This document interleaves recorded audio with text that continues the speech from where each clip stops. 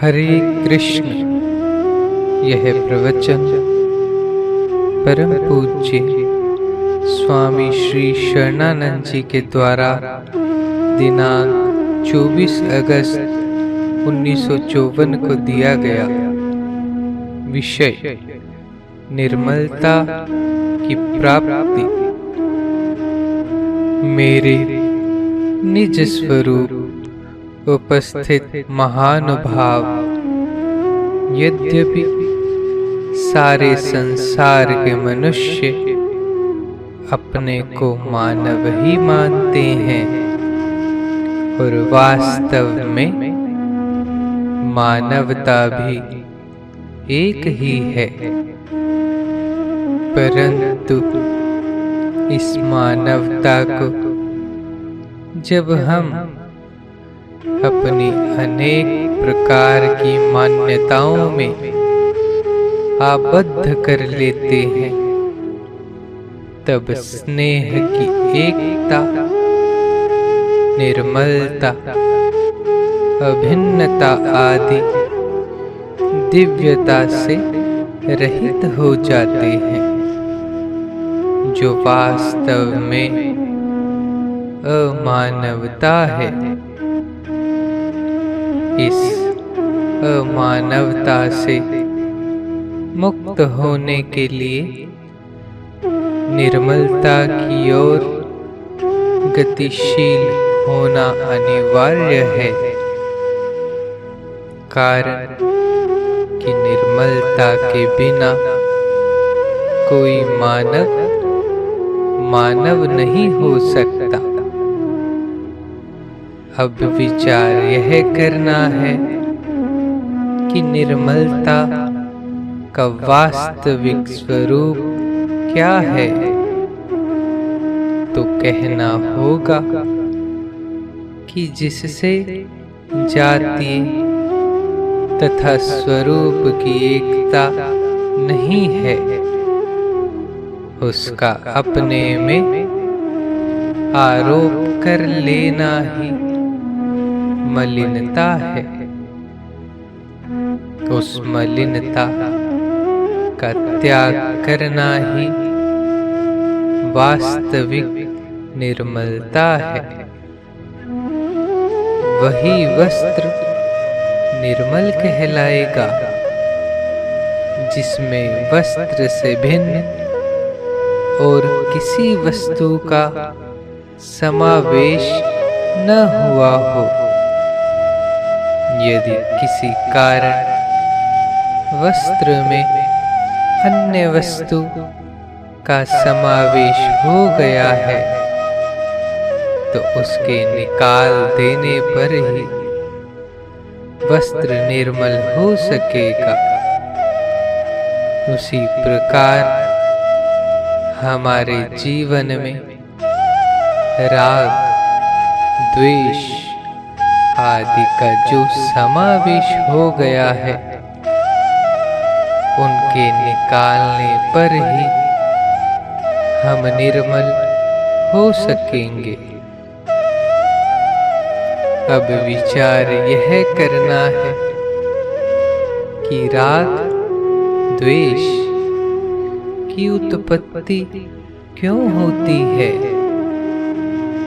तो कहना होगा जिससे मानी हुई एकता और जातीय तथा स्वरूप की भिन्नता हो, उसी से राग होता है, और किसी एक से राग होने पर ही किसी दूसरे से द्वेष होने लगता है। अथवा यूं कहो कि जातीय भिन्नता होने पर भी हम किसी को अपना मान लेते हैं तथा अपने को मान लेते हैं, तो इस दृढ़ता से ही राग की उत्पत्ति होती है। इसका जन्म निज ज्ञान के अनादर से होता है, अर्थात देह मैं हूँ अथवा देह मेरी है, ऐसी मान्यता ही राग उत्पन्न कर देती है। यह सभी का अनुभव है कि जिसको हम यह कहते हैं उसे मैं कहना प्रमाद के अतिरिक्त और कुछ नहीं है।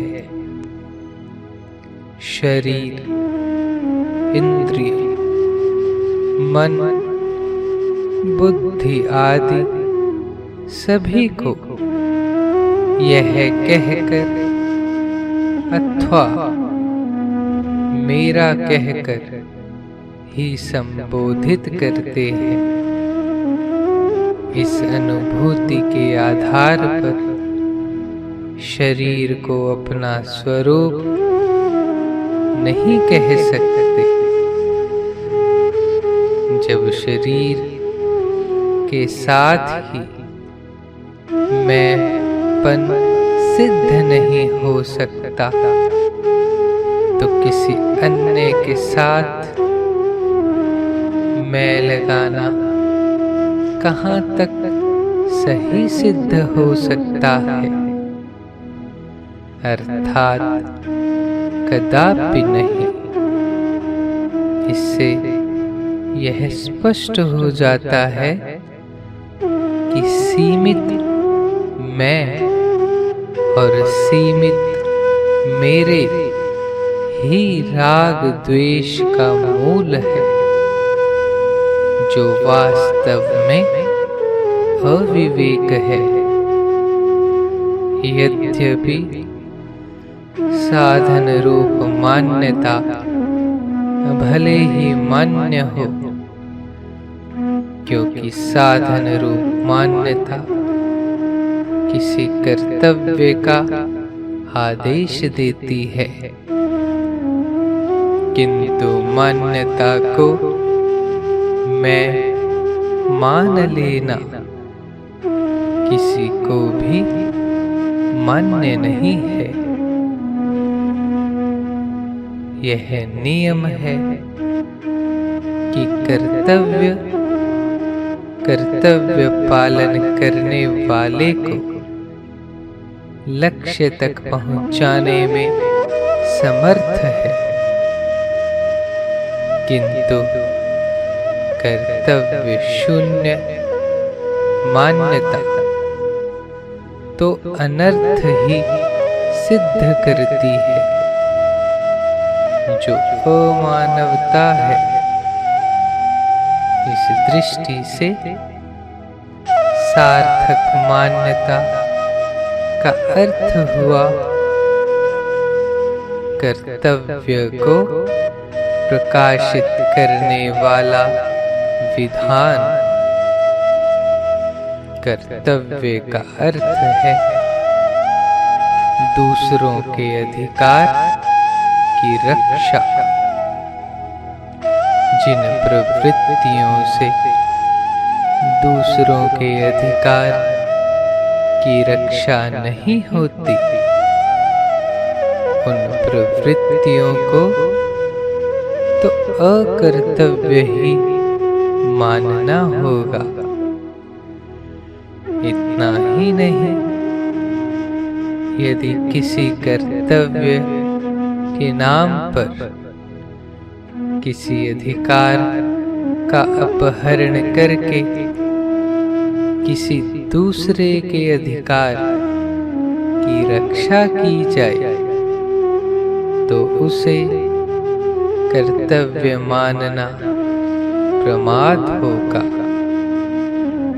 वास्तविक कर्तव्य वही है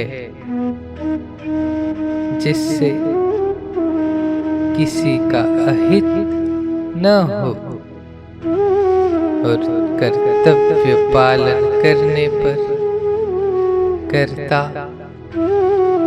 अपने लक्ष्य से अभिन्न हो जाए। राग द्वेष का मानव जीवन में कोई स्थान ही नहीं है, क्योंकि राग से पराधीनता और द्वेष से ईर्ष्या आदि अनेक दोष उत्पन्न होते हैं, और मानव जीवन मिला है निर्दोषता के लिए। अतः यह स्पष्ट हो जाता है कि राग द्वेष रहित होने पर ही मानव वास्तविक मानव हो सकता है। अब यदि कोई कहे कि राग के बिना हम अपने प्रियजनों की सेवा कैसे करेंगे,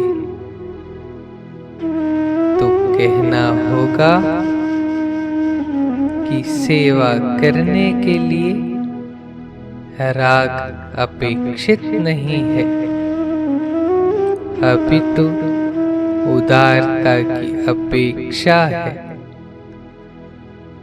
कारण कि उदारता आ जाने पर पराया दुख अपना दुख बन जाता है, और फिर अपना सुख वितरण करने में लेश मात्र भी संकोच नहीं रहता।